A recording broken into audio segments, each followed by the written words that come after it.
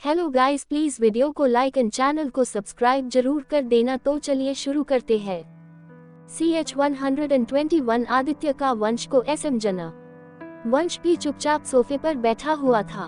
वह भी कृतिका की हालत समझ रहा था, क्योंकि जिस तरह से नियति उसे छूने की कोशिश कर रही थी, उससे तो कोई भी देखकर यही सोचेगा कि जरूर उनके बीच कुछ है। पर वंश को समझ नहीं आ रहा था कि आखिर कृतिका उसकी बातों पर यकीन क्यों नहीं कर रही है, जबकि कृतिका तो वंश के मुंह से बस ये सुनना चाहती थी कि वह उससे प्यार करता है। अगर वंश ने पहले ही कृतिका को अपने दिल की बात कह दी होती तो कृतिका वंश पर कभी शक नहीं करती। अब आगे कृतिका ने खाना नहीं खाया तो वंश ने भी खाने की तरफ देखा भी नहीं। उसने खाने से भरी प्लेट को किचन में रखाया और बेडरूम में आकर कृतिका के बगल में लेट गया। वंश की आंखों में आज नींद नहीं थी। वह अपने एक हाथ के सहारे से सीलिंग की तरफ देख रहा था। वहीं कृतिका भी नहीं सो रही थी, बस सोने की एक्टिंग कर रही थी। थोड़ी देर तक सीलिंग को अपने खाली आंखों से घूरने के बाद वंश ने अपने बगल में सो रही कृतिका को देखा। उसे कृतिका की ऐसी हालत देखकर उसे बिल्कुल अच्छा नहीं लग रहा था। कृतिका को देखते देखते वह यूं ही नींद के आगोश में चला गया। सुबह कृतिका की नींद जल्दी खुली।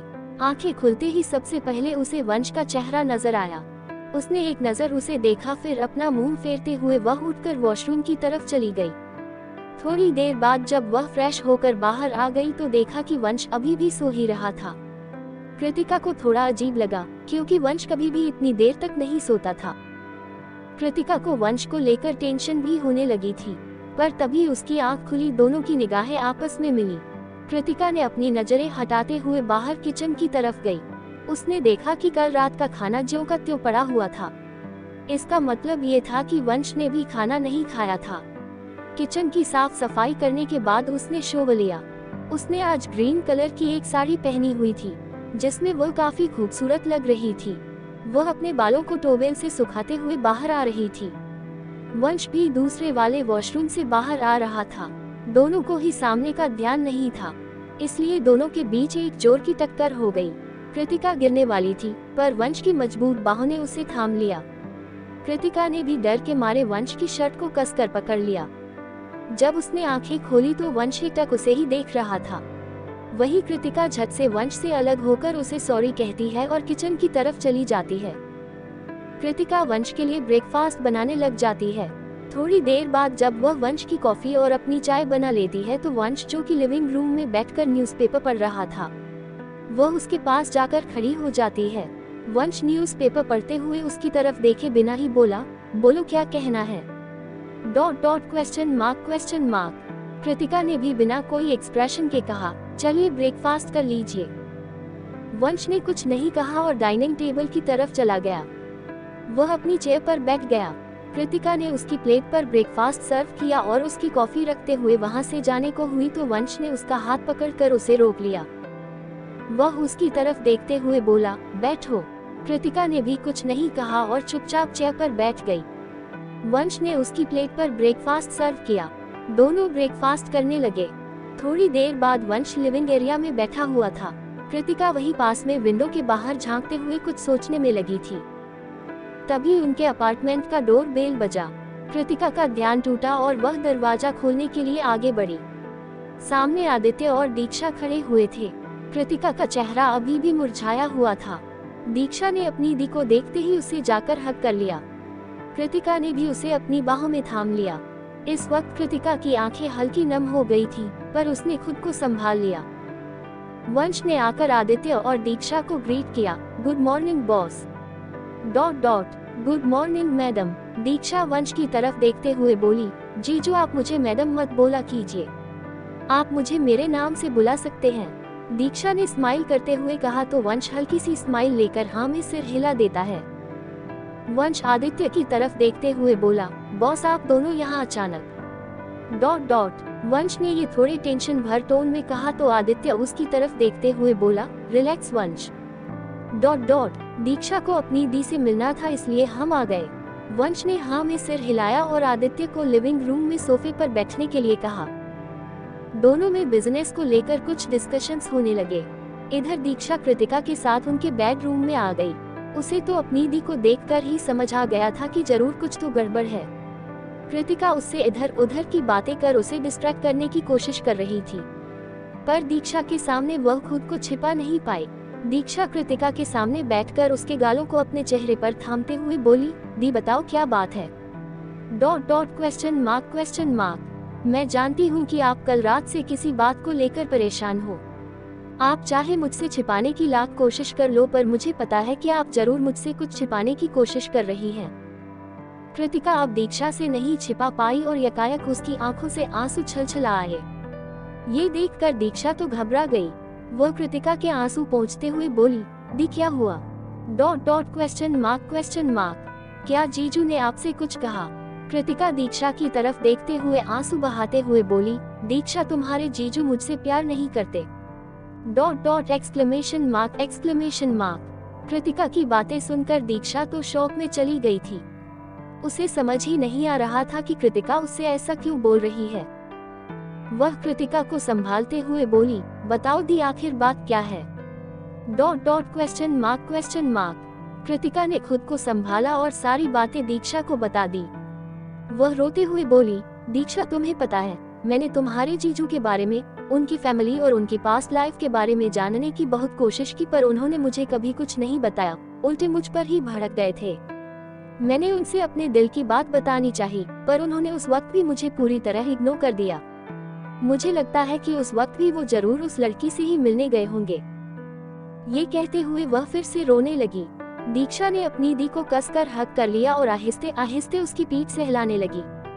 थोड़ी देर बाद जब कृतिका शांत हो गई तो दीक्षा ने उसके चेहरे को अपने हाथों में लेकर उसे देखते हुए बोली, दी कभी कभी वैसा नहीं होता जैसा हमारी आंखों ने देखा होता है। जहाँ तक आप उस लड़की की बात कर रही हैं, वो तो जीजू के कैबिन में उससे मिलने आई थी ना। आपने उसे कहीं बाहर तो मिलते हुए नहीं देखा, तो इसका मतलब यही था कि वह बिजनेस एसोसिएट थी और बिजनेस डील के बारे में डिस्कशंस कर रही थी। हो सकता है कि वो लड़की जीजू को पसंद करती भी हो, पर जीजू इस बारे में अनजान हो। कृतिका अपनी भरी आंखों से दीक्षा की तरफ देखते हुए बोली, बच्चा वो सब तो ठीक है, पर मुझे इस बात से बहुत तकलीफ होती है कि मैं वंश की वाइफ हूँ, पर फिर भी मुझे वो उस लायक नहीं समझते। मुझे ये बात हमेशा तकलीफ दे जाती है, इसलिए मेरे मन में यही थॉट आते हैं कि जब उन्हें लग रहा था कि मैं उनकी वाइफ बनने के काबिल नहीं, तो उन्हें मुझसे शादी ही नहीं करनी चाहिए थी। दीक्षा कृतिका को समझाते हुए बोली, दी आपको किसने कहा कि आप जीजू की वाइफ बनने के लायक नहीं हैं? वंश जीजू बहुत लकी है कि उन्हें आप जैसी वाइफ मिली। और रही बात जीजू के आपसे दूर दूर रहने की, तो दी मुझे लगता है कि जरूर उनके पास में कुछ ऐसा हुआ होगा जिन्हें याद करके उन्हें बहुत तकलीफ होती हो, इसलिए वो अपनी लाइफ के उस पन्ने को दोबारा याद करने की कोशिश न करना चाहते हों। कृतिका, बच्चा मैं भी तो यही चाहती हूँ कि वंश मुझसे अपनी सारी तकलीफें शेयर करें। मैं उनकी हर तकलीफों की हिस्सेदार बनना चाहती हूँ, उन्हें यह जताना चाहती हूँ कि वो अब अकेले नहीं हैं, मैं भी उनके साथ हूँ। पर उनकी बातों से तो लगता है कि मैं उस लायक ही नहीं हूँ जिनसे वो अपनी तकलीफें बताएं। दीक्षा अपनी दी को संभालते हुए बोली, दी प्लीज आप खुद को संभालिए। आई एम श्योर जीजू को जल्द ही ये एहसास हो जाएगा कि वो आपसे अपनी सारी तकलीफें, सारे दर्द शेयर कर सकते हैं। मैंने तो उनकी आंखों में आपके लिए बेइंतहान प्यार देख लिया है, अब बस जल्द से जल्द वो अपने प्यार का इजहार भी कर दें। कृतिका आहिस्ते से हाँ में सिर हिला देती है। दीक्षा अपनी दी की तरफ देखते हुए बोली, अब प्लीज आप ये सड़ी हुई शक्ल हटाकर स्माइल करें, मुझे मेरी दी हंसती हुई ही अच्छी लगती है। कृतिका दीक्षा की तरफ देखकर हल्का सा स्माइल करती है। उधर आदित्य बार बार वंश के फेस एक्सप्रेशन को नोटिस कर रहा था। वह समझ रहा था कि वंश के माइंड में क्या चल रहा है, इसलिए वह उसे समझाने के लिए भी आया था। वह वंश की तरफ देखते हुए बोला, तुम्हारी मैरिड लाइफ कैसी चल रही है? Question mark. वंश को तो समझ ही नहीं आ रहा था कि बॉस ने अचानक उसकी पर्सनल लाइफ से रिलेटेड सवाल क्यों पूछा, पर उसके पास जवाब देने के लिए भी कुछ नहीं था।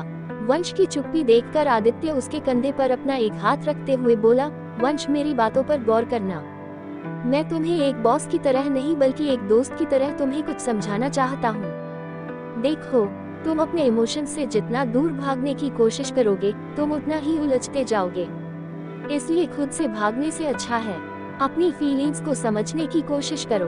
तुम्हें पता है, अपने इमोशन से दूर भागते हुए हम खुद को तो हट कर ही रहे होते हैं। पर हमें इस बात की कोई खबर ही नहीं होती हमारी वजह से हमारे लव्ड वन को कितनी ज्यादा तकलीफ होती है। आई होप तुम मेरी बातों का मतलब समझ गए होगे। वंश तो आदित्य की तरफ देखता ही रह गया जो आज एक बड़े भाई की तरह उसे समझा रहा था। आदित्य ही एक ऐसा इंसान था जो वंश की लाइफ के हर एक पहलू से पूरी तरह वाकिफ था, जैसे कि उसका बचपन कैसा रहा, उसकी फैमिली कैसी थी, वगैरह वगैरह। आदित्य अच्छी तरह जानता था कि वंश की जिंदगी बहुत स्ट्रगल में बीती है। बचपन से ही उसे माँ बाप का प्यार नहीं मिला था। ऐसे में धीरे धीरे वंश ने ये मान लिया था कि उसकी पूरी जिंदगी ऐसी ही बीतने वाली है। पर फिर उसकी लाइफ में कृतिका आई। कृतिका को देखकर वह अपने सारे दुख दर्द भूल गया। उसे कृतिका के साथ प्यार भी हो गया, पर फिर भी वह कभी अपने अतीत के काले पन्नों को कृतिका के साथ शेयर करने की हिम्मत नहीं कर पाया। इसका रीजन ये था कि वह उन सारी बातों को याद करके एक बार फिर से टूटना नहीं चाहता था। आदित्य भी यही चाहता था कि वंश की जिंदगी में एक ऐसी लड़की आए जो अपने प्यार से वंश की जिंदगी को खुशहाल बना दे। वंश को ये बात पता नहीं थी, लेकिन आदित्य हमेशा से उसकी फिक्र करता था। जब आदित्य ने कृतिका और वंश को देखा तो वह समझ चुका था कि कृतिका से अच्छी लड़की शायद ही वंश को मिल पाए। इसलिए आदित्य दोनों को साथ देखकर बहुत खुश हुआ था। अब वह ये चाहता था कि वंश कृतिका को एक मौका दे, उस पर यकीन करे, बस इसलिए वह आज उससे मिलने आया था। वंश एकटक आदित्य को देखता रहा, फिर अचानक उसने आदित्य को हक कर लिया। आदित्य उसके इस मूव से हैरान रह गया और साथ में खुश भी। आदित्य और वंश को साथ में काम करते हुए कई साल हो गए थे, पर दोनों ने कभी एक दूसरे को इस तरह से हग नहीं किया था। उन्होंने कभी भी अपने इमोशंस जाहिर नहीं किए थे। दीक्षा के आने के बाद ही आदित्य की लाइफ में उसकी खोई ही खुशियां वापस आ गई थी।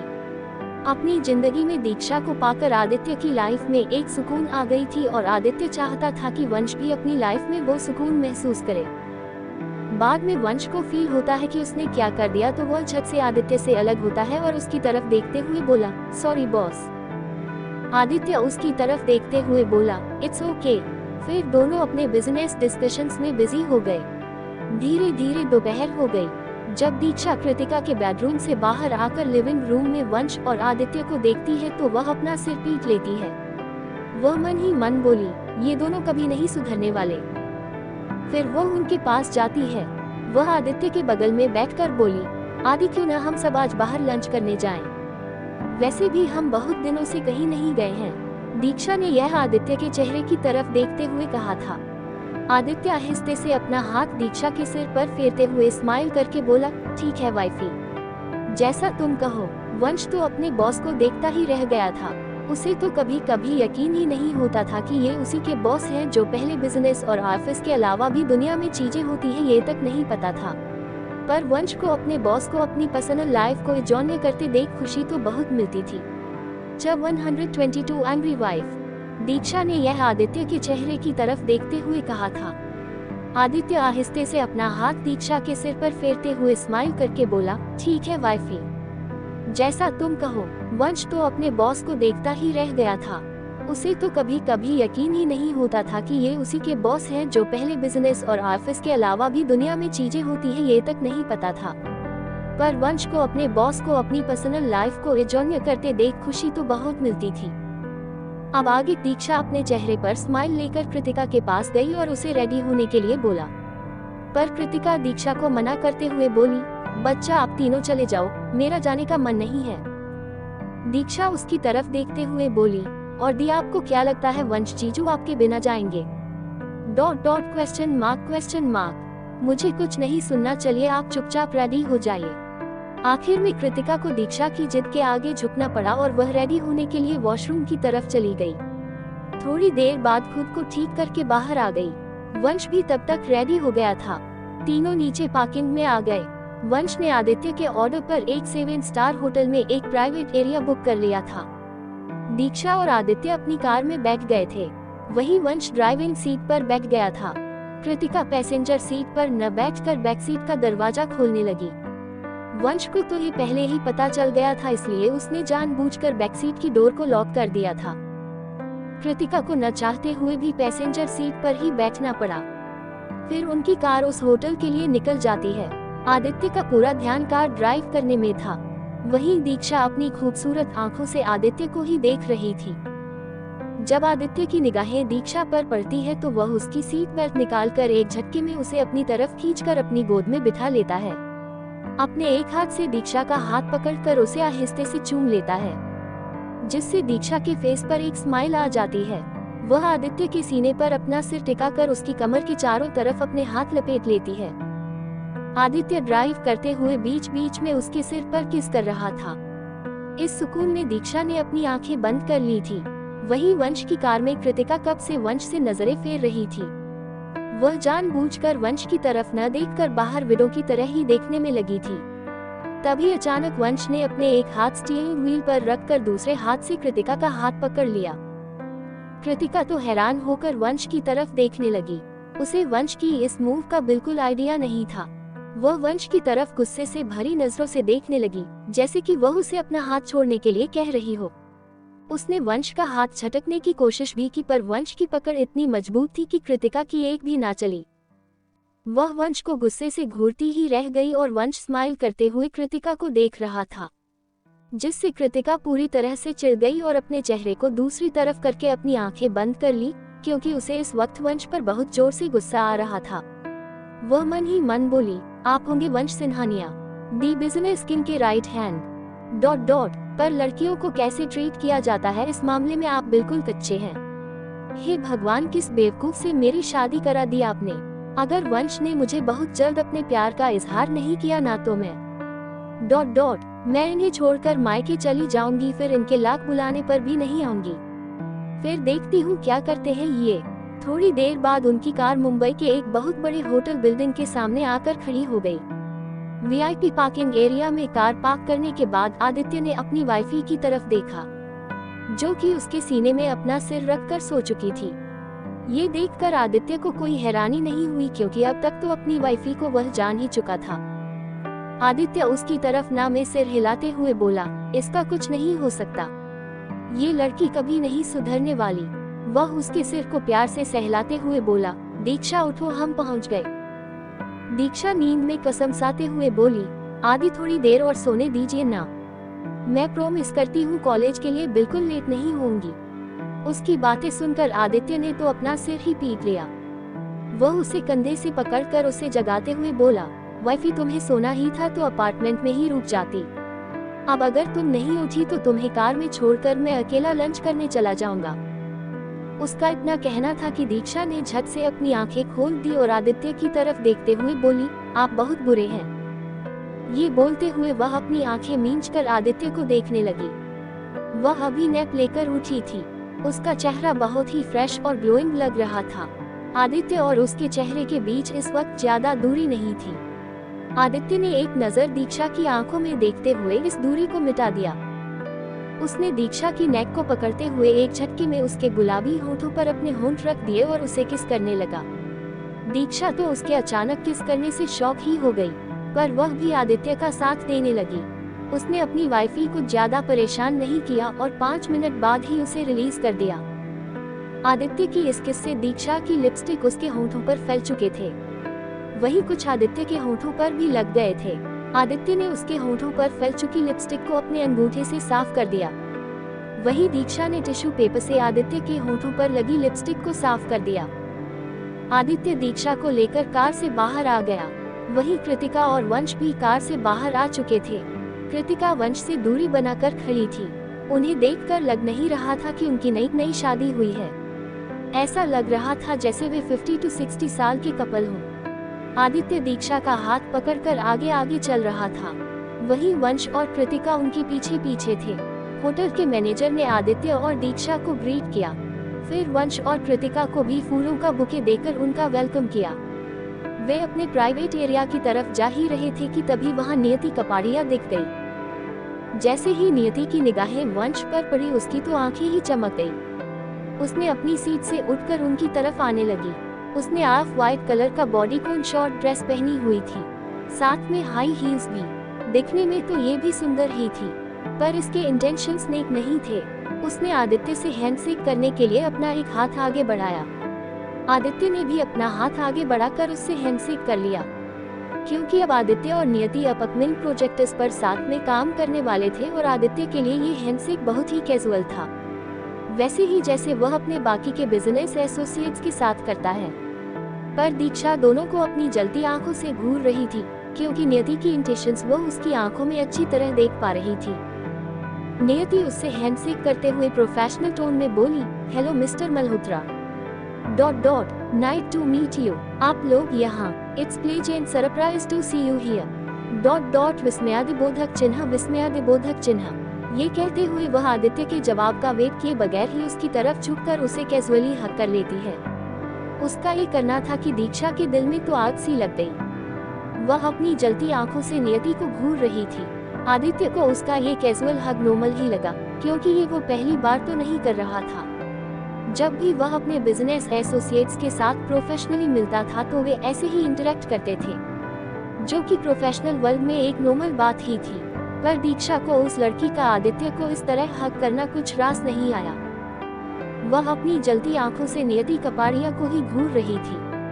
आदित्य अपने एक्सप्रेशन लेस फेस के साथ बोला, we are here for a family lunch. Exclamation mark. Niyati अपने फेस पर एक फेक स्माइल लेकर बोली, ओह दैट नाइस। विस्मयादिबोधक चिन्ह उद्धरण चिन्ह। तभी नियति की निगाहें दीक्षा की तरफ गई, जो कि जलती हुई आंखों से उसे ही देख रही थी। दीक्षा ने आज एक ऑरेंज कलर की शॉर्ट फ्रॉक ड्रेस पहनी हुई थी, जिसमें वह बेहद खूबसूरत लग रही थी। आदित्य ने भी देख लिया था कि दीक्षा अपनी जलती आंखों से नियति को घूर रही है। वह अपनी एक बांह से दीक्षा को पकड़कर नियति की तरफ देखते हुए बोला, miss Kapadia, meet my wife Mrs Diksha Aditya Malhotra. Niyati को तो बहुत हैरानी हुई। उसे लगा नहीं था कि आदित्य के बगल में खड़ी ये लड़की उसकी वाइफ होगी। पर नियति ने स्माइल करते हुए दीक्षा की तरफ हाथ बढ़ा दिया, तो दीक्षा ने भी बिना ज्यादा इंटरेस्ट दिखाते हुए नियति से हैंडशेक कर लिया।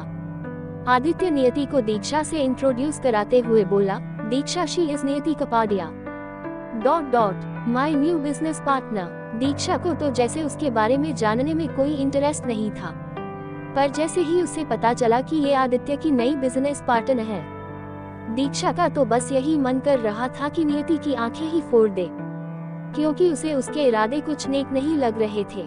आदित्य के बाद वह वंश की तरफ बढ़ी, जो कि वह कब से चाहती थी। कृतिका का उसे देखकर तो पहले ही मुंह बन गया था, क्योंकि उसे पता था कि आज वही लड़की है जो उस दिन वंश के कैबिन में उसके करीब आने की कोशिश कर रही थी। नियति ने झट से उससे हैंडशेक करते हुए उसे हक कर लिया। कृतिका तो पहले से ही उससे नाराज थी। नियति की इस हरकत से कृतिका का पारा एक बार फिर चढ़ने लगा। वंश ने ये नोटिस कर लिया और झट से नियति से दूर हो गया, इससे पहले कि कृतिका का गुस्सा 7वें आसमान पर पहुंच जाता। वंश झट से नियति से अलग हो गया। वह नियति की तरफ देखते हुए बोला, I think we should leave now. See you in the office tomorrow. ये कहते हुए वह आगे की तरफ मुड़ गया। कृतिका तो गुस्से से लाल होकर वंश का वेट किए बगैर ही वहां से जाने लगी। वंश उसके पीछे पीछे जाने लगा। वही दीक्षा ने भी आदित्य को एक नजर घूर कर देखा और उसे छोड़कर आगे आगे चलने लगी। आदित्य कंफ्यूज्ड होकर दीक्षा को देखते हुए आगे की तरफ बढ़ गया। वही नियति कपाड़िया वही खड़ी होकर अजीब तरह से स्माइल करते हुए उन्हें जाते देख रही थी। कृतिका एक चेयर पर बैठ गई। वंश भी उसके बगल में बैठ गया। दीक्षा भी एक चेयर पर बैठ गई। जैसे ही आदित्य उसकी बगल में बैठा, दीक्षा ने अपना चेयर खिसका लिया और उससे थोड़ा दूर हो गई। आदित्य ने जैसे ही दीक्षा का हाथ पकड़ना चाहा, उसने झट से अपना हाथ दूसरी तरफ कर लिया। इधर वंश की तो हिम्मत ही नहीं हो रही थी कि वह कृतिका को कैसे डील करे। आज तक उसने कई सारे बिजनेस डील्स किए थे, पर आज अपनी एंग्री वाइफ को डील करने में उसे पसीने छूट रहे थे।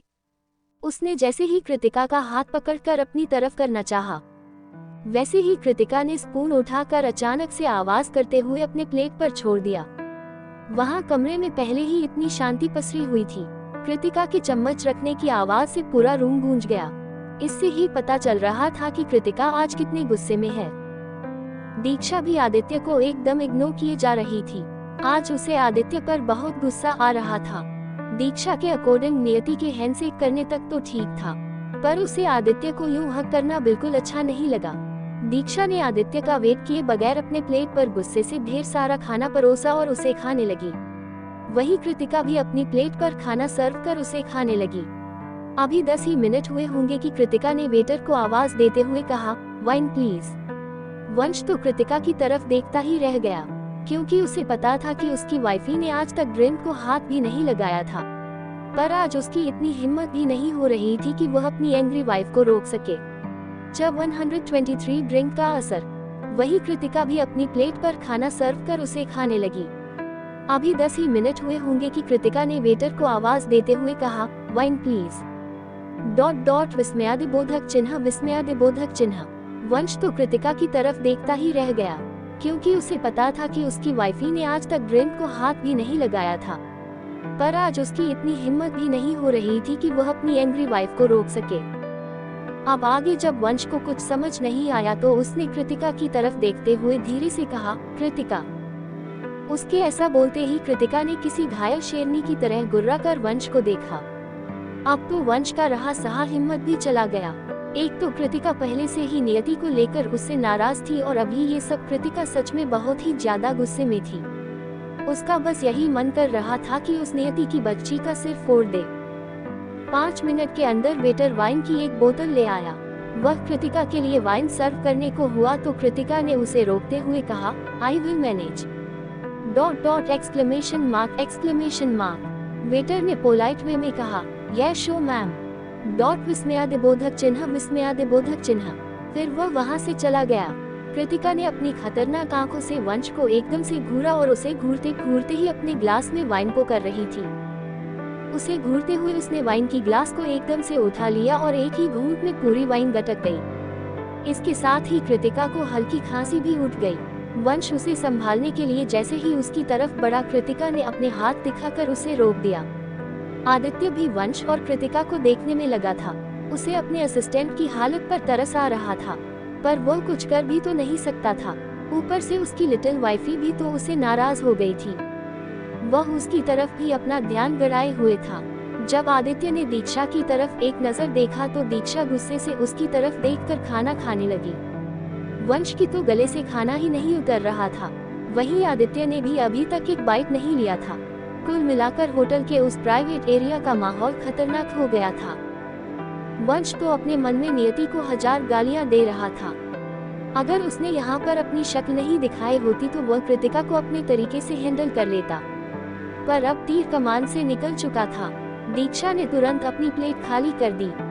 वंश तो अपनी साली साहिबा को देखता ही रह गया। उसके मन में भी यही आ रहा था कि दीक्षा दिखती तो छोटी सी है, फिर इतना सारा खाना उसके छोटे से पेट में आता कैसे है। वंश ने आदित्य की हालत देखी। उसे समझ आ गया कि जब उसके बॉस का बस नहीं चल रहा है तो वह किस खेत की मूली है।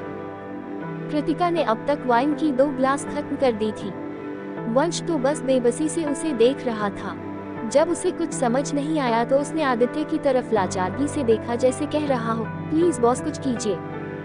आदित्य उसकी निगाहों को मतलब समझकर इशारे में ही उससे बोला, अब मैं इसमें तुम्हारी क्या हेल्प करूं? वाइफ तुम्हारी है, तुम ही को सोचना पड़ेगा। वंश ने कृतिका का हाथ पकड़कर उसे रोकने की भी कोशिश की, पर कृतिका ने गुस्से में वंश का हाथ ही झटक दिया। उधर दीक्षा भी वाइन का ग्लास लेकर ड्रिंक करने में लगी हुई थी। पहली ग्लास तो उसने खाली कर दी थी, पर जैसे ही दूसरी ग्लास के लिए पो करने को हुई, आदित्य ने उसका हाथ पकड़कर उसे रोक लिया और अपनी सर्द आवाज में कहा, दीक्षा बस भी करो, तुम्हें पता है ना तुमसे ये हैंडल नहीं होता। दीक्षा ने कुछ नहीं कहा और आदित्य का हाथ झटक दिया। आदित्य तो अपनी वाइफी को अपनी छोटी आंखों से घूरता ही रह गया। दीक्षा की आंखों में खुद के लिए पॉजिटिवनेस देखकर उसे अच्छा तो लग रहा था, पर अभी उसे अपनी एंग्री वाइफ को हैंडल करना सजा होने वाली थी। कृतिका ने 3 ग्लास वाइन गटक ली थी। अब धीरे धीरे इसका असर भी शुरू हो रहा था। वह अपनी चेयर से उठ गई और अपने लड़खड़ाते कदमों से खड़ी होने की कोशिश करने लगी। वह धीरे धीरे नीचे अपनी कार की तरफ जाने लगी। वंश उसके पीछे पीछे चला गया। वहीं दीक्षा भी आदित्य से मुंह फेर कर जाने को हुई। आदित्य भी उसके पीछे पीछे जाते हुए बोला, वाइफी रुको तो। पर दीक्षा ने उसकी एक नहीं सुनी और वहां से जाने को हुई। आदित्य छत से उसके पीछे पीछे आया और उसे अपनी बाहों में उठा लिया। दीक्षा उससे छूटने के लिए हाथ पैर मारने लगी, पर आदित्य ने फिर भी उसे नहीं छोड़ा। उसने इसी तरह दीक्षा को कार के पास ले आया और पैसेंजर सीट पर बिठाकर कार की डोर बंद कर दी। दूसरी तरफ कृतिका भी अपने लड़खड़ाते कदमों के साथ कार के पास आ गई और पैसेंजर सीट पर बैठ गई। वंश जल्दी से ड्राइविंग सीट पर बैठ गया और कार अपने अपार्टमेंट की तरफ ले जाने लगा। दीक्षा और आदित्य भी मल्होत्रा हाउस के लिए निकल गए। आदित्य कार ड्राइव कर रहा था, पर उसका ध्यान दीक्षा की तरफ भी बराबर था। दीक्षा उसकी तरफ देख भी नहीं रही थी। वह आदित्य से मुंह फेर कर बाहर विंडो की तरफ देख रही थी। जब आदित्य ने अचानक से दीक्षा का हाथ पकड़ लिया तो दीक्षा अपनी आंखों में नाराजगी लिए आदित्य को देख रही थी। आदित्य ने झट से उसके हाथों पर किस कर लिया। उनका रास्ता यूं ही कट गया। दोनों ने ही एक दूसरे से बातें नहीं की। दीक्षा उससे मुंह फेरे हुए थी। आधे घंटे बाद वे मल्होत्रा हाउस पहुंच चुके थे। आदित्य ने कार पार्क की और अपने साइड का डोर ओपन कर दीक्षा की तरफ बढ़ गया, जो कार से निकलकर मल्होत्रा हाउस की तरफ बढ़ रही थी। आदित्य उसके करीब आया और उसे अपनी बाहों में उठा लिया। दीक्षा उससे छूटने के लिए एक बार फिर छटपटाने लगी। जैसे ही उन्होंने घर के अंदर हॉल में एंटर किया, ईशान, मोहित और नित्या आपस में ही बातें करने में लगे थे। आदित्य उनकी तरफ एक नजर देखकर दीक्षा के कानों में बोला, सब हमें देख रहे हैं, इसलिए तुम अपनी बेकार की कोशिशें करना बंद कर दो। ईशान और बाकी दोनों की निगाहें उन पर ही थी, इसलिए दीक्षा ने अच्छी बच्ची की तरह झट से अपनी हरकतें बंद कर दी। ईशान स्माइल करता हुआ उन्हें देख रहा था। आदित्य उसे यूं ही अपनी बाहों में उठाए हुए ऊपर अपने कमरे में जाने लगा। ईशान स्माइल करते हुए मोहित और नित्या की तरफ देखते हुए बोला, अगर ये सिलसिला जारी रहा तो मैं जल्द ही चाचू बन जाऊंगा।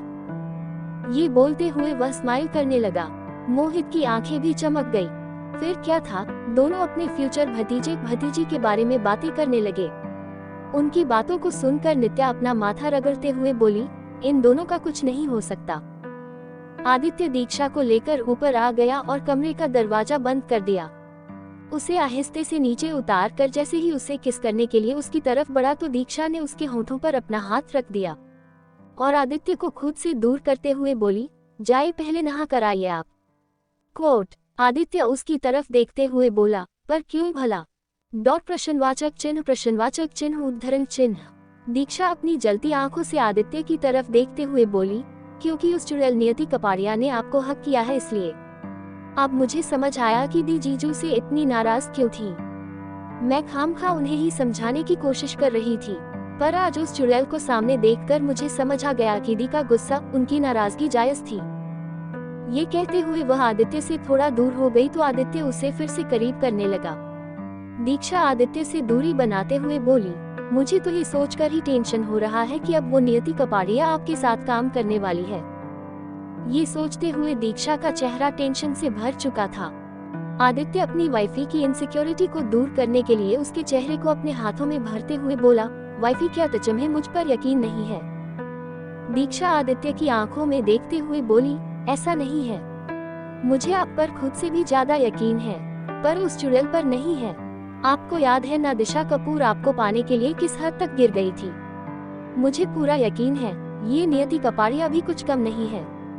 कब किसके साथ क्या कर दे कुछ कह नहीं सकते। वैसे भी मैंने उसे जीजू को एक अलग ही निगाहों से देखते हुए देखा है। कहीं आप भी तो उसके निशाने पर न हो। बस यही सोच कर मेरा दिमाग खराब हो रहा है। कोट। आदित्य उसकी तरफ देखते हुए बोला, वाइफी तुम कुछ ज्यादा ही सोच रही हो। दीक्षा आदित्य का हाथ खुद से झटकते हुए बोली, अच्छा मैं ज्यादा सोच रही हूँ। एक बात बताए, अगर आपकी जगह पर मैं होती और नियति कपाड़िया की जगह कोई लड़का होता और मुझे हक करता तो आपको कैसा लगता? ... दीक्षा ने बस इतना ही कहा था कि आदित्य ने ये सीन इमेजिन करके ही अपनी मुट्ठियां भींच ली। आदित्य के इस रिएक्शन पर दीक्षा बोली, आपकी तो ये सीन इमेजिन करके ही ये हालत हो रही है। सोचिए जब ये आपके सामने हो तो आप उस लड़के को अपनी जलती आंखों से जलाकर राख ही कर देंगे। तो मुझे भी उस नियति के साथ यही करने का मन कर रहा था उस वक्त जब उसने आपको हक किया था। आदित्य दीक्षा की तरफ देखते हुए बोला, वाइफी मैं ऐसा क्या करूं जिससे तुम्हारी ये इनसिक्योरिटी दूर हो जाए?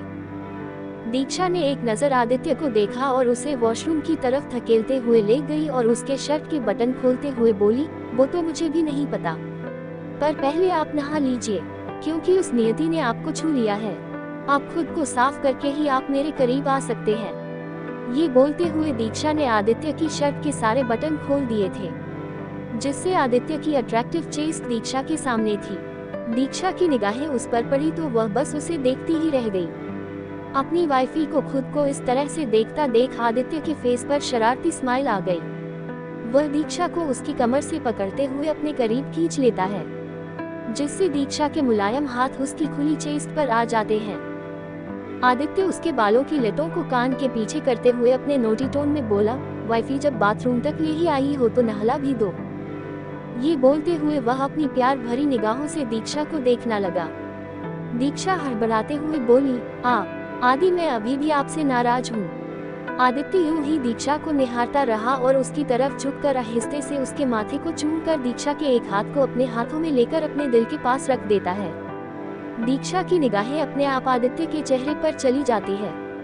आदित्य उसकी तरफ देखते हुए बोला, इसे सुन रही हो? ये रोज तुम्हारे लिए ही धड़कता है। इसमें तुम ही राज करती हो तो किसी और के आने का तो सवाल ही नहीं उठता। आदित्य की बातें सुनकर दीक्षा के फेस पर स्माइल आ जाती है और वह खुद को आदित्य के सीने में छिपा लेती है। आदित्य उसे अपनी बाहों में कैद कर लेता है। दोनों थोड़ी देर तक यूं ही रहते हैं। दीक्षा की गर्म सांसें आदित्य को अपनी खुली चेस्ट पर महसूस हो रही थी, जो कि उसे रेस्टलेस करने में लगे थे। आदित्य ने गहरी सांसें लेकर खुद को नॉर्मल करने की कोशिश की। फिर दीक्षा को खुद से अलग करके उसके गालों को प्यार से सहलाते हुए अपने एक हाथ से उसकी ड्रेस की जिप को खोल देता है। दीक्षा शर्म के मारे अपने सीने को दोनों हाथों से कवर कर लेती है। दीक्षा को इस तरह से शर्माते देख आदित्य उसे टीज करते हुए बोला, वाइफी इन सब का कोई फायदा नहीं, मैं पहले ही तुम्हें देख चुका हूँ। उसकी बेशर्मी से भरी बातें सुनकर दीक्षा उसके सीने पर मारती हुई खुद को उसमें छिपा लेती है। आदित्य आहिस्ते से दीक्षा की ड्रेस को उसकी बॉडी से रिमूव कर देता है। फिर अपने कपड़े उतार कर दीक्षा को अपनी गोद में लेकर बाथटब में लेटा देता है और खुद भी बाथटब के अंदर आ जाता है। दीक्षा एक नजर आदित्य की तरफ देखकर उसकी कमर के चारों तरफ अपना हाथ लपेटकर उसके सीने पर अपना सिर रख देती है। आदित्य उसकी खुली पीठ को प्यार से सहलाने लगता है। बीच बीच में वह दीक्षा के सिर पर किस कर रहा होता है। दीक्षा अपनी प्यारी आवाज में बोली, आदि। आदित्य उसकी पीठ को सहलाते हुए बोला, हम। दीक्षा अपना चेहरा ऊपर कर आदित्य के चेहरे की तरफ देखते हुए बोली, I love you. Aditya Diksha के मुलायम होठों पर किस करते हुए बोला, I love you too wifey. जब 124 रोमांटिक मोमेंट्स। दीक्षा अपनी प्यारी आवाज में बोली, आदि। आदित्य उसकी पीठ को सहलाते हुए बोला, हम। ... एक्सक्लेमेशन मार्क। दीक्षा अपना चेहरा ऊपर कर आदित्य के चेहरे की तरफ देखते हुए बोली, आई लव यू ... विस्मयादिबोधक चिन्ह। आदित्य दीक्षा के मुलायम होठों पर किस करते हुए बोला, I love you too wifey ... विस्मयादिबोधक चिन्ह। अब आगे फिर वह आहिस्ते से दीक्षा की कमर पर अपनी पकड़ कस लेता है। दोनों थोड़ी देर तक ऐसे ही रहते हैं। फिर आदित्य एक टोवेल लेकर खुद की कमर पर लपेट लेता है और दूसरे टोवेल से दीक्षा को लपेटकर बाथरूम से बाहर बेडरूम में आकर बेड पर बिठा देता है। फिर एक टोवेल लेकर उसके गीले बालों को पोंछने लगता है। दीक्षा की निगाहें तो आदित्य की खुली अट्रैक्टिव चेस्ट पर ही टिकी हुई थी, जो कि पानी की बूंदें पड़ने पर चमकने लगी थी। दीक्षा को शैतानी सूझी और वह अपनी उंगलियों को उसकी चेस्ट की तरफ बढ़ाकर उसकी खुली चेस्ट पर चलाने लगी। उसे ऐसा करने में बहुत मजा आ रहा था, पर आदित्य जो दीक्षा के गीले बालों को सुखाने में लगा था, वह अपनी वाइफी की इस हरकत पर उसकी तरफ अपनी आंखें छोटी करके देखते हुए उसके छोटे हाथों को अपने हाथ से पकड़कर उसे रोकते हुए कहा, वाइफी क्या शैतानी है ये? ... चुपचाप अच्छी बच्ची की तरह बैठो। दीक्षा ने हाँ में सिर हिला दिया। आदित्य दोबारा उसके गीले बालों को पोंछने में लग गया, पर दीक्षा ने अपनी शैतानी जारी रखते हुए दोबारा अपने हाथ बढ़ाकर आदित्य की खुली अट्रैक्टिव चेस्ट पर चलाने लगी। आदित्य ने अपनी आंखों में एक शरारत लेकर बोला, वाइफी आज तुम्हारे इरादे मुझे कुछ नेक नहीं लग रहे। पर दीक्षा ने उसे पूरी तरह इग्नोर कर दिया और अपने काम पर लगी रही। अब तक आदित्य ने उसके गीले बालों को सुखा दिया था। उसने गीले टोवेल को उसकी जगह पर रख दिया और दीक्षा के होठों को अपने अंगूठे से सहलाते हुए बोला, लगता है आज तुम अपने हस्बैंड का रोमांटिक साइड देखने में इंटरेस्टेड हो। उसने इतना ही कहा था कि दीक्षा के हाथ जो आदित्य की खुली चेस्ट पर चल रहे थे वो एकदम से रुक गए। दीक्षा को इस तरह से सिकपकाता देख आदित्य के फेस पर डेविल स्माइल आ गई, क्योंकि अब तक उसकी वाइफी उसकी बातों को बहुत हल्के में जो ले रही थी। दीक्षा आदित्य से नजरें चुराने लगी। ये देखकर आदित्य उसकी कमर से पकड़कर अपने करीब करते हुए उसके चिन को अपनी एक उंगली से उठाते हुए बोला, वाइफी अब नजरें चुराने से कुछ नहीं होने वाला, तीर कमान से निकल चुका है। दीक्षा ने बड़ी मासूमियत से अपनी आंखें उठाकर आदित्य के चेहरे की तरफ अपनी टिमटिमाती आंखों से देखने लगी। इस वक्त उसका चेहरा इतना फ्रेश और ग्लोइंग लग रहा था। उसके चेहरे की ऐसी मासूमियत और क्यूटनेस देखकर आदित्य को बस यही मन कर रहा था कि वह अपनी वाइफी को कच्चा खा जाए। दीक्षा की क्यूटनेस देखकर आदित्य को उस पर बहुत प्यार आ रहा था। वह स्माइल करते हुए दीक्षा के गालों को सहलाते हुए उसके गालों को आहिस्ते से चूम कर बोला, वाइफी तुम्हें पता है ना तुम सबसे क्यूट हो। दीक्षा ने बड़ी मासूमियत से हाँ में सिर हिला दिया। आदित्य दीक्षा को अपनी बाहों में कसते हुए बोला, तो क्या तुम अपनी इस क्यूटनेस की कीमत चुकाने के लिए तैयार हो? ... प्रश्नवाचक चिन्ह। दीक्षा को आदित्य की बातें सिर के ऊपर से जाने लगी।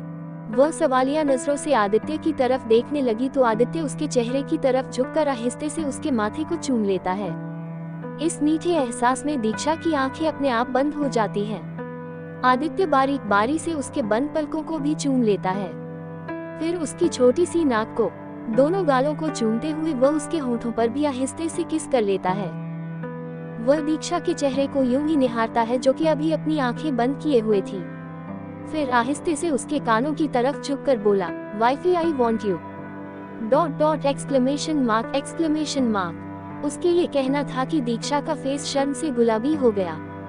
दीक्षा ने आहिस्ते से अपनी पलकें खोलकर आदित्य को देखा और उसके होठों पर आहिस्ते से किसकर उसके सीने में खुद को छिपा लेती है। आदित्य थोड़ी देर तक यूं ही दीक्षा को अपनी बाहों में भरकर उसे फील करता है। फिर उसे आहिस्ते से बैक पर लेटाकर खुद उसके ऊपर आ जाता है। उसने अपने दोनों हाथों से सपोर्ट ले रखा था ताकि उसका वेट दीक्षा पर न पड़े। वह दीक्षा के फेस पर आ रहे बालों को आहिस्ते से कान के पीछे ले जाकर उसके कान के नीचे प्यार से किस कर लेता है। फिर दीक्षा की नेक को पकड़कर उसके होठों को अपने होठों की गिरफ्त में ले लेता है। दीक्षा भी आदित्य को अपने करीब महसूस करते हुए उसे किस करने लगती है। दीक्षा के साथ देने के एहसास में आदित्य की सॉफ्ट किस एक डीप और पैशनेट किस में बदलने लगी थी। वह दीक्षा को पूरी शिद्दत से किस कर रहा था। उसकी इस किस में उसका प्यार और दीक्षा को पाने का जुनून साफ साफ नजर आ रहा था। थोड़ी ही देर बाद दीक्षा को सांस लेने में तकलीफ होने लगती है तो आदित्य ये फील करके उसे रिलीज कर देता है और उसे एक नजर देखकर उसकी नेक की तरफ उतरते हुए उनमें अपने गर्म होंठ रखकर उसे किस करने लगा। आदित्य के इन सेंसुअल किसेस से दीक्षा सहने लगी, जिससे उसकी सांसें तेज हो गई और उसकी पकड़ आदित्य की बॉडी में कसने लगी। दीक्षा की गहरी सांसों से आदित्य बहकने लगा और उसकी किस और पैशनेट होती गई। उसकी नेक पर किस करते हुए उसने दीक्षा के कॉलर बोन पर अपने दांत गड़ा दिए, जिससे दीक्षा की एक दर्द भरी चीख निकल गई। इसके साथ ही आंसुओं की एक लकीर भी उसके गालों पर खींच गई। आदित्य ने उसके दर्द को महसूस करके उन बाइट वाले जगह पर अपने होंठ रखकर उसे बहुत प्यार से चूमने लगा। आदित्य के इस प्यार भरी किस के आगे दीक्षा को अपना दर्द फीका लगने लगा। आदित्य ने दीक्षा के नेक के हर हिस्से को अपने गर्म होठों से छू लिया था। उसके कंधों को आहिस्ते आहिस्ते किस करने के बाद वह दीक्षा के टोवेल को उसकी बॉडी से रिमूव कर देता है। एक बार फिर वह पूरे पैशन के बाद उसकी पूरी बॉडी पर किस करने लगता है। थोड़ी ही देर बाद दोनों के टोवेल फर्श पर पड़े हुए होते हैं। दीक्षा की मदहोशी भरी आहें उस कमरे में गूंजने लगी थी। दीक्षा को जी भर कर प्यार करने के बाद वह दीक्षा से अलग होकर उसके बगल में लेट गया। वह पूरी तरह से हर बार की तरह ही थक चुकी थी। आदित्य ने उसे अपनी बाहों में समा लिया और उसके चेहरे की तरफ झुककर उसके माथे को चूम लिया। आदित्य के प्यार की गर्माहट और सुकून को महसूस करके उसकी बाहों में उसे जल्दी ही नींद आ गई। आदित्य दीक्षा को अपनी बाहों में समेटे हुए उसका एक हाथ दीक्षा की कमर पर था और दूसरा हाथ उसके बालों को सहला रहा था। आदित्य उसकी बालों को सहलाते हुए अपनी वाइफी के मासूम चेहरे को निहार रहा था, जिसमें इस वक्त थकावट साफ साफ नजर आ रहा था। उसे देखते हुए आदित्य ने आहिस्ते से उसके माथे को चूमकर उसकी तरफ देखकर स्माइल करने लगा। उसके चेहरे को निहारते हुए आज आदित्य को दीक्षा और उसकी पहली मीटिंग याद आ गई। उनकी पहली मुलाकात बिल्कुल भी नॉर्मल नहीं थी। आदित्य के हाथों में गन थी और उसने गुस्से से बिजनेसमैन मिस्टर लूथरा को शूट कर दिया था। क्योंकि उसने उससे चालाकी करने की कोशिश की थी, और ये सब नजारा मासूम दीक्षा ने गलती से देख लिया था। उस वक्त आदित्य दीक्षा को किसी खतरनाक डेविल से कम नहीं लग रहा था। दीक्षा तो उसे ठीक से देखने में भी डर लग रहा था। आदित्य का डार्क फेस दीक्षा के जहन में बस चुका था और उसने उसी वक्त भगवान से प्रे किया कि वो इस शख्स को और कभी ना देखे। पर किस्मत को तो कुछ और ही मंजूर था। दोनों ने ही कभी नहीं सोचा होगा कि वे एक दिन शादी के अटूट बंधन में बंध जाएंगे, पर आज उनके इस अनचाहे रिश्ते ने अपनी मंजिल पा ली थी। अब दीक्षा आदित्य की सांसों में बसती थी, और वह उसकी सांसों से भी ज्यादा जरूरी बन गई थी। वह दीक्षा को हर हाल में महफूज और अपने दिल के कोने में छिपा कर रखना चाहता था। इन सब को याद करते हुए आदित्य के फेस पर एक बार फिर स्माइल आ गई और उसने झुककर आहिस्ते से उसके होठों को चूम लिया। उसके ऐसा करने से दीक्षा कसमसाते हुए उसके और करीब आ गई। आदित्य ने भी उसे अपनी बाहों में कस लिया। वंश का अपार्टमेंट। कृतिका वाइन के नशे में भी बहुत गुस्से में थी। वंश ने अपार्टमेंट पहुंचकर कार को पार्किंग में लगा दिया। उसके बाहर आने से पहले ही कृतिका कार की डोर से बाहर आकर अपने लड़खड़ाते कदमों से अंदर की तरफ जाने लगी। वंश भी उसके पीछे पीछे जाने लगा। कृतिका ने की लेकर अपार्टमेंट का डोर खोला। उसने जैसे ही एक कदम आगे बढ़ाया, वह लड़खड़ा कर गिरने को हुई तो वंश ने उसे संभाल लिया। कृतिका ने वंश को खुद से दूर झटकते हुए गुस्से से बोली, मुझसे दूर ही रहिए आप। विस्मयादिबोधक चिन्ह विस्मयादिबोधक चिन्ह। वंश से अब कृतिका की इग्नोरेंस बर्दाश्त नहीं हो रही थी, क्योंकि होटल से लेकर अपार्टमेंट तक के पूरे रास्ते में कृतिका ने उससे बात करना तो छोड़ो, उसकी तरफ आंख उठाकर भी नहीं देखा था। उसने कृतिका के दोनों गालों को अपने हाथों में भरकर प्यार से बोला, कृतिका, मैंने पहले भी कहा है और अब भी यही कह रहा हूँ कि जैसा तुम सोच रही हो वैसा कुछ भी नहीं है। मुझे भी नहीं पता था कि नियति उस होटल में मिल जाएगी। कृतिका वंश से मुंह फेरते हुए बोली, अगर पहले पता होता तो आप मुझे वहाँ लेकर जाते ही नहीं, है ना? ये कहते हुए वह वंश से दूर होकर अपने कमरे की तरफ जाने लगी। वंश पीछे से बोलने लगा, कृतिका, तुम गलत समझ रही हो। पर तब तक कृतिका बेडरूम के अंदर आ गई थी। वंश भी बेडरूम में आ गया, पर कृतिका उसे कहीं भी नजर नहीं आ रही थी। वंश को थोड़ी घबराहट होने लगी। उसने वॉशरूम की तरफ भी देखा, पर कृतिका उसे वहां भी नजर नहीं आई। फिर उसे क्लोजेट रूम की तरफ कुछ आवाजें आने लगी तो वह उस तरफ चला गया। सामने का नजारा देख उसकी आंखें खुली की खुली रह गई। कृतिका एक बड़े से लगेज में अपने कपड़े पैक करने में लगी हुई थी। वंश उसे रोकते हुए बोला, कृतिका, क्या कर रही हो तुम? प्रश्नवाचक चिन्ह। कृतिका टूटे मन से वंश की तरफ देखकर बोली, यहाँ से जाने की तैयारी कर रही हूँ। ये सुनकर वंश की तो सांसें ही अटक गई। वह कृतिका को रोकते हुए बोला, पर क्यों? प्रश्नवाचक चिन्ह। क्या तुम्हें यहाँ कोई प्रॉब्लम है? कृतिका वंश का हाथ झटक कर बोली, मेरा यहाँ रहने का कोई मतलब ही तो नहीं रह गया है। न आप मुझसे प्यार करते हैं, शादी भी गलती से कर ली होगी, इसलिए अब मैं आप पर और बोझ नहीं बनना चाहती। इसलिए मैंने डिसाइड कर लिया है कि मैं कुछ दिन अपने मायके में रहूंगी, फिर मुंबई में ही अपने लिए घर देख लूंगी। मैं यहाँ से चली जाऊंगी तो आपको भी कोई प्रॉब्लम नहीं होगी। कृतिका की बातें सुनकर वंश की तो होश ही उड़ गए। वह कृतिका को रोकते हुए कहा, तुम कहीं नहीं जा रही हो?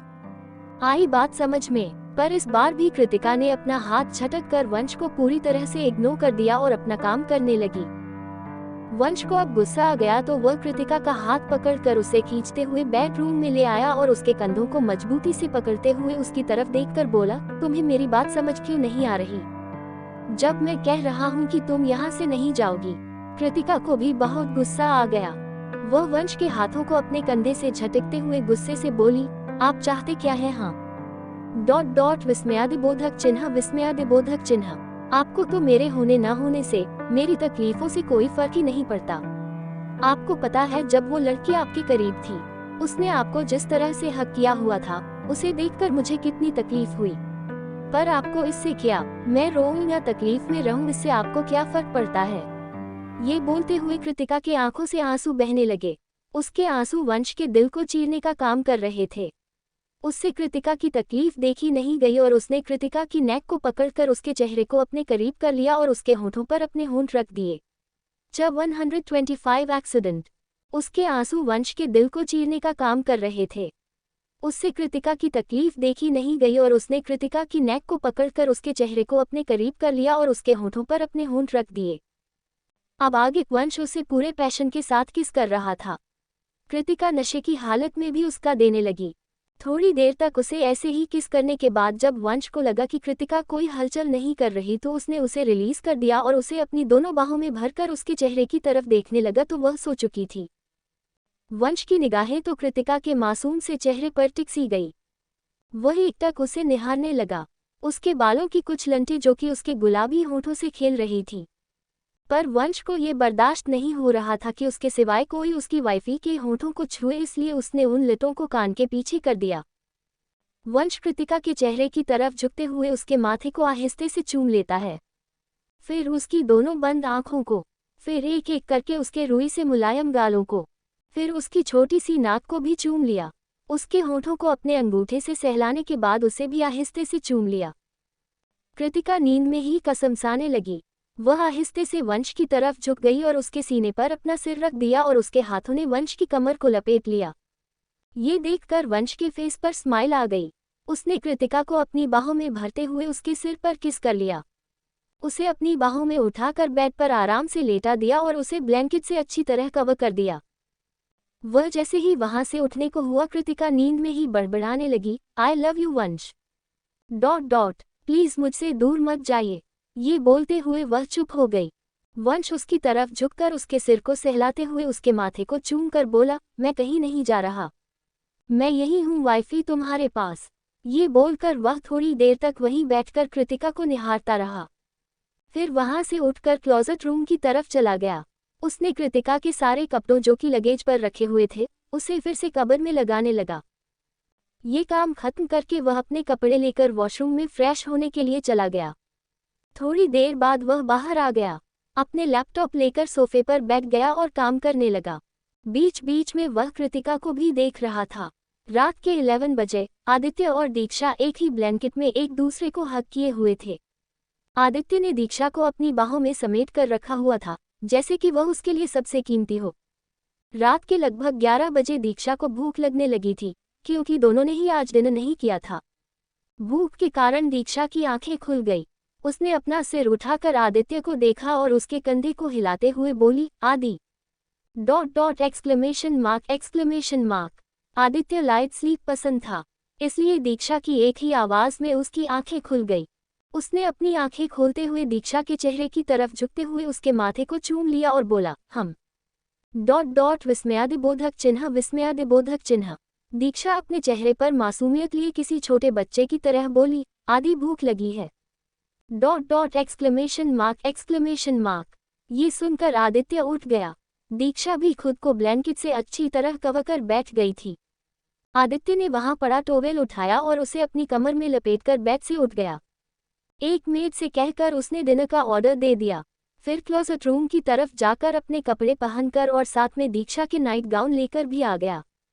उसने दीक्षा पर से ब्लैंकेट हटाया और उसे उसके कपड़े पहनाने लगा। फिर उसे अपनी गोद में उठाकर सोफे पर बिठा दिया। 10 मिनट के अंदर उनके कमरे में डिनर की ट्रॉली आ गई। आदित्य ने उसे लेकर दरवाजा बंद कर दिया और कॉफी टेबल के पास जाकर उसने दीक्षा के लिए एक प्लेट में डिनर सर्व कर दिया और दीक्षा को खाने के लिए कहा, पर दीक्षा ने न में सिर हिलाते हुए उसे खिलाने को बोला।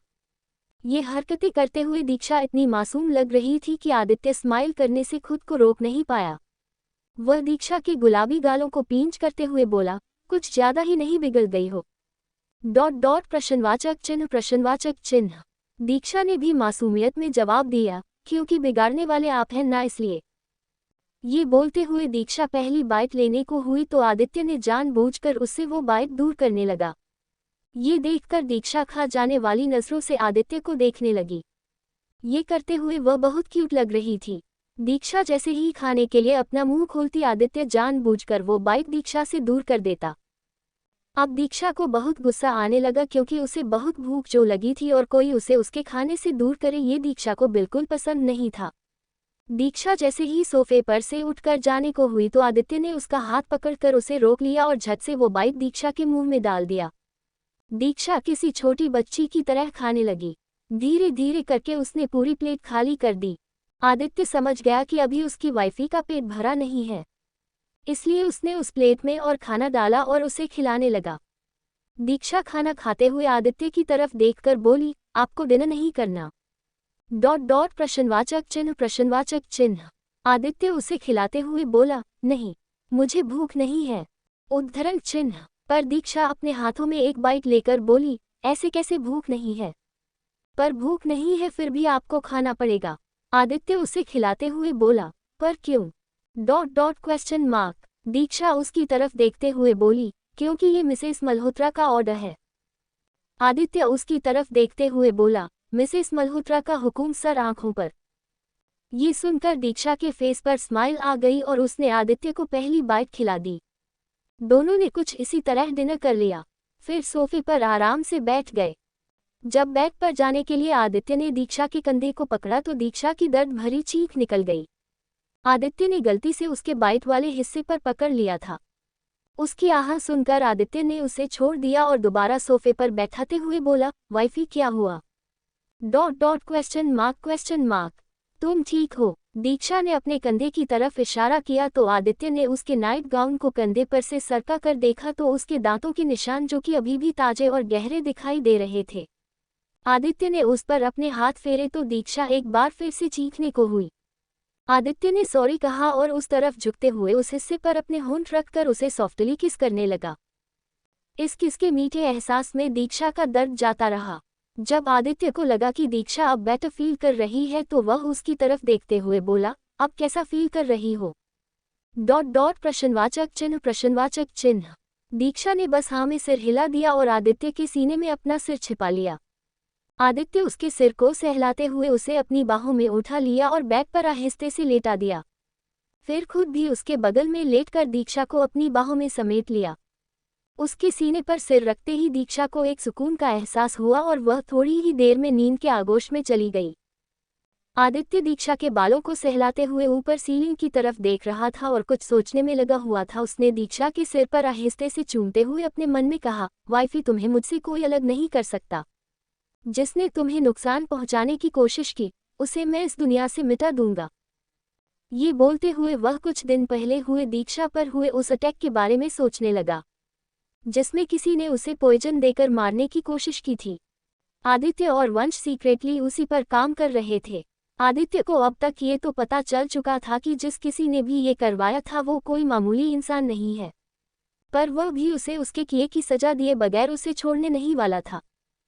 दीक्षा के माथे को चूमकर और उसे अपनी बाहों में भरकर आदित्य फिर से उस सुकून को फील करने लगता है जो उसे राहत दे जाती थी। इसी सुकून के एहसास में वह अपनी आंखें बंद कर लेता है और थोड़ी ही देर में वह नींद के आगोश में चला जाता है।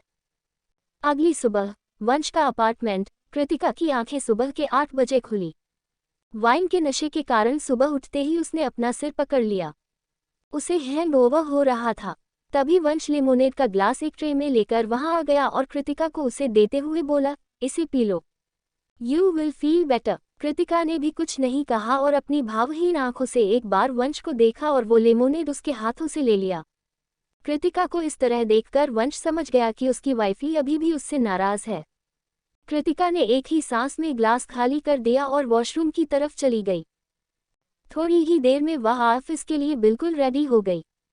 वंश कृतिका का ब्रेकफास्ट पर वेट कर रहा था, पर वह ब्रेकफास्ट किए बगैर ही अपने ऑफिस के लिए जाने लगी तो वंश उसे पीछे से रोकते हुए बोला, कृतिका ब्रेकफास्ट कर लो। कृतिका ने भी बेमन से जवाब दिया, मुझे भूख नहीं है। ये बोलते हुए वह ऑफिस के लिए निकल गई। वंश भी बिना ब्रेकफास्ट किए जाने लगा तो सुमित्रा आंटी ने उसे रोकते हुए कहा, बेटा कम से कम तुम तो ब्रेकफास्ट कर लो। वंश ने भी सुमित्रा आंटी की बात मान ली और ब्रेकफास्ट करने लगा। दोपहर का वक्त। वंश काम करते हुए सुमित्रा आंटी के पास कॉल करता है। सुमित्रा आंटी ने कॉल रिसीव किया और कहा, हेलो वंश बेटा। डॉट डॉट विस्मयादिबोधक चिन्ह। वंश, हेलो सुमित्रा आंटी, आप कृतिका के लिए लंच पैक कर दो, मैं अभी थोड़ी देर में आके आपसे ले लूंगा। सुमित्रा आंटी, बेटा मैं भी तुमसे यही कहने वाली थी, इसलिए मैंने पहले ही कृतिका बेटा के लिए टिफिन रेडी कर दिया है। वंश, ठीक है आंटी, मैं थोड़ी देर में पहुंचता हूँ। ये बोलकर वह कॉल डिस्कनेक्ट कर देता है। उस दिन कृतिका भी वंश के लिए टिफिन लेकर उसके ऑफिस आई थी, पर अफसोस उस वक्त वह नियति कपाड़िया के साथ कुछ इम्पोर्टेंट डिस्कशंस करने में लगा हुआ था। नियति की चीप हरकतों की वजह से कृतिका ने उन्हें गलत समझ लिया और वह अपने आंखों में आंसू लेकर वहां से चली गई। थोड़ी देर में वंश अपने अपार्टमेंट पहुंचकर टिफिन बॉक्स लेकर कृतिका के ऑफिस के लिए निकल जाता है। लगभग आधे घंटे बाद वह कृतिका के ऑफिस पहुंच जाता है, पर वहां उसे पता चलता है कि कृतिका तो अपने घर के लिए निकल गई है। उसे ऑफिस से निकले हुए 1 घंटे हो चुके हैं। ये सुनकर तो वंश के चेहरे पर टेंशन की लकीरें खींच जाती है। उसने सुमित्रा आंटी के पास कॉल किया और पूछा कि क्या कृतिका घर पर है, पर सुमित्रा आंटी ने नहीं कहा क्योंकि वह अभी तक घर नहीं पहुंची थी। अब तो वंश को उसकी और भी ज्यादा फिक्र होने लगी, क्योंकि पिछली बार भी जब कृतिका नहीं मिली थी तो वह उसे रोड पर बेहोशी की हालत में पड़ी मिली थी। वंश ने तुरंत अपना कार निकाला और कृतिका को कॉल करने लगा, पर कृतिका कॉल का आंसर ही नहीं कर रही थी। वंश को लगा कि कहीं कृतिका सच में तो उसे छोड़कर नहीं चली गई। उसे हर तरह से उसकी फिक्र हो रही थी, साथ ही कृतिका पर बहुत गुस्सा भी आ रहा था। सामने ट्रैफिक जाम था, वंश को इन सब का कोई होश नहीं था, इसलिए वह हॉर्न पर हॉर्न बजाए जा रहा था। जब उसने थोड़ा आगे भीड़ जमा देखा तो वह तुरंत कार से उतरकर उस तरफ चला गया। वहां एक ऑटो और कार का भयानक एक्सीडेंट हो गया था। ऑटो ड्राइवर को काफी चोट लगी थी और कार भी डैमेज हो गया था। जैसे ही वंश की निगाहें सामने पड़ी, उसके तो होश ही उड़ गए थे, क्योंकि सामने कृतिका बेहोश पड़ी थी। उसके माथे से खून निकल रहा था। ये देखकर तो वंश की सांसें ही रुक सी गई। एम्बुलेंस आ चुकी थी, पर वंश ने वेट न करते हुए कृतिका को तुरंत अपनी गोद में उठाया और अपनी कार की बैकसीट में सुलाकर हॉस्पिटल की तरफ कार दौड़ा दी। कृतिका के माथे से अभी भी खून बह रहा था।